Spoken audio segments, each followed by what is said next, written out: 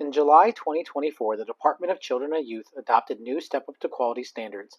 These new standards were adopted with the goal of improving child outcomes, reducing administrative burden, and increasing parental access to quality settings. Under these new standards, Step Up to Quality has moved from a 5-star award system to a 3-level award system, bronze, silver, and gold. In this video, we will be going over the changes to the 4 and 5-star standards, which are now combined into the gold award level. Programs must be implementing a curriculum that is aligned to the Ohio Early Learning Development Standards and the Science of Reading.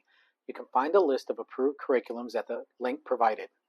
Programs will also need to have documentation of current activity lesson plans that support children's development and learning and include experiences from your curriculum. Activity lesson plans for school-age children need to be aligned with the Ohio K-12 learning standards, which is a change from the previous standards. Programs will need to complete a comprehensive formal child assessment aligned to the Ohio Early Learning Development Standards for all infant, toddler, and preschool age children at least twice annually. You can find a list of approved assessments at the link provided. Lead teachers and FCC providers need to provide intentional and purposeful activities based off of the results of the formal assessment and use the results to adjust and refine instruction. Programs will need to have documentation of planning intentional, purposeful activities, evidence they use to complete the assessment, and how they share the results of the assessment with families. Lead teachers and FCC providers need to be able to explain their child assessment process and how they used assessment results to plan, adjust, and refine instructional strategies during their verification visit. Programs will need to complete a comprehensive developmental screening for all children and share the results with families. Developmental screenings need to be completed within 60 days of enrollment and rescreened annually.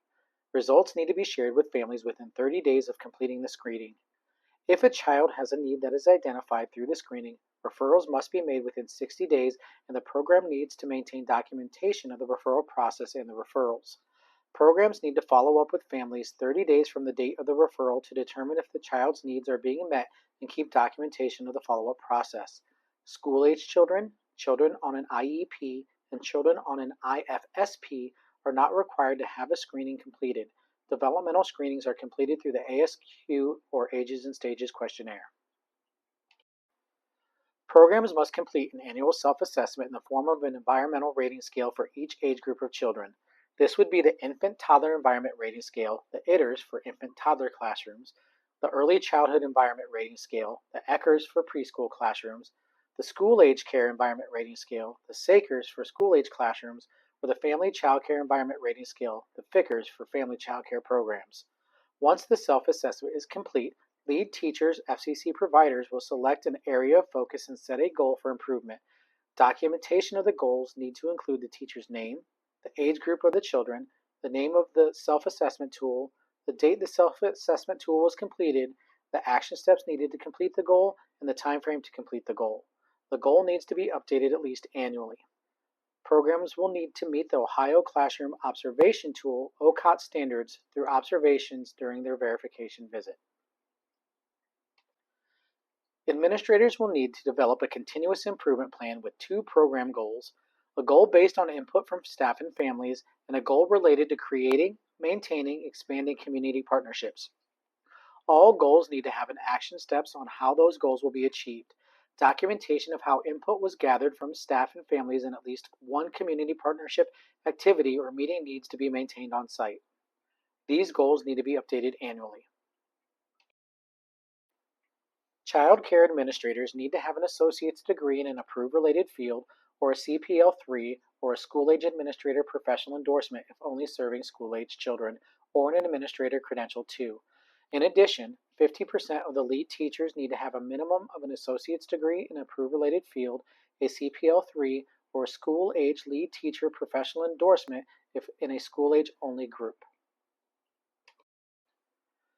FCC providers need to have a CDA or an associate's degree in an approved related field, or a CPL2, or a school-age administrator professional endorsement if only serving school-age children, or an administrator credential 2. If the FCC provider has a lead teacher, they will also need to meet these requirements. PD hours will no longer be on a biennium basis. Under the new standards, all administrators, lead teachers, assistant teachers, and FCC providers must obtain 10 hours of Ohio-approved training annually. PD topics must include at least 2 of the following: trauma, developmental milestones, critical conversations, behavior classroom management, family engagement, curriculum and assessment, science of reading, and inclusion. Administrators or FCC providers will need to take an additional 5 hours of OA trainings for a total of 15 hours annually. For the current year, July 1st, 2024 through July 30th of 2025, these topic areas will not be assessed, but administrators and teachers will need to complete their 10 hours of Ohio-approved trainings. After July 1st, 2025, these topic areas will be assessed, and administrators will need to complete the additional 5 hours for a total of 15 hours. The program needs to utilize a tool that identifies the needs of the whole family. The tool needs to identify family needs in at least 3 areas, including developmental or emotional needs, health needs, and resource needs such as food or utility assistance. The tool also needs to document what resources were provided to the family.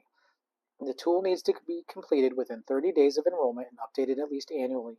If a family need is identified, the program needs to follow up with the families with a referral within 30 days and maintain documentation of the referral process and what referrals were made. Programs need to follow up with families 30 days from the date of the referrals to determine if the child's needs are being met and keep documentation of the follow-up process. The program needs to offer 2 annual educational trainings, workshops, or events for families and maintain documentation of those opportunities.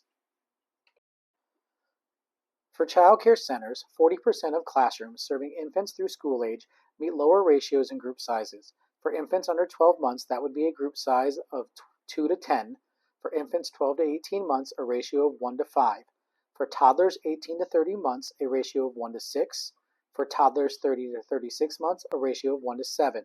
For preschool 36 to 48 months, a ratio of 1 to 11. And for preschoolers 48 months to school age, 1 to 13.